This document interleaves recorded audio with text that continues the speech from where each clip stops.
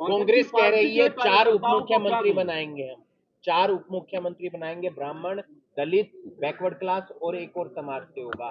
आपकी पार्टी का क्या स्टैंड है इस पर? आपकी क्या राय है? आप एक राजनीतिक देखिए, हुड्डा साहब ने ये कहा था, सबको पता है कि हुड्डा साहब जाट समाज से आते हैं।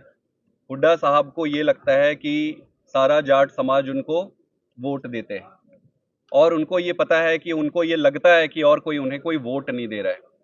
सबसे पहले तो उनको गलतफहमी है कि जाट समाज भी उनको वोट दे रहा है। इस बार जाट समाज भी उनको वोट नहीं दे रहा है, लेकिन जो भी उनको लगे, बाकी के समाज में इनको ये लग रहा है कि कोई इनको वोट तो दे नहीं रहा है। तो अब बाकी के समाज को रिझाने के लिए ये अलग अलग समाज से ये काउंट करते हैं कि समाज के कितने लोग हैं। फलाने समाज इतने, तो हाँ भाई एक डिप्टी सीएम इसको। फलाने समाज इतने, हाँ भाई इतने लोग। फलाने समाज, यहाँ तो 30-35 समाज है, 30-35 डिप्टी सीएम बनाओगे क्या आप?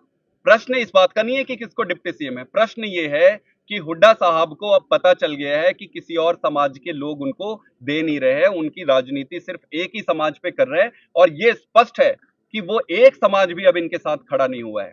नंबर 2, इतनी साल इनकी सरकार रही, चुनाव आ गया है, बात क्या होनी चाहिए?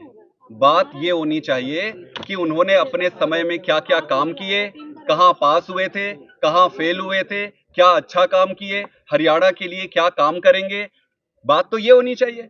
बात तो हरियाणा के किसानों को बचाने की होनी चाहिए।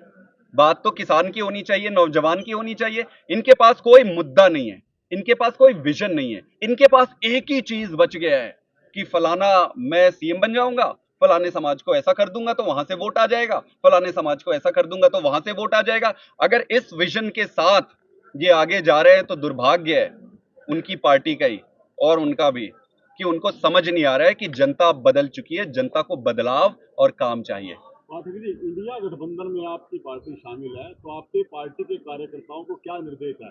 हरियाणा में कांग्रेस का समर्थन करना है या खिलाफत करनी है? हमें देश का समर्थन करना है।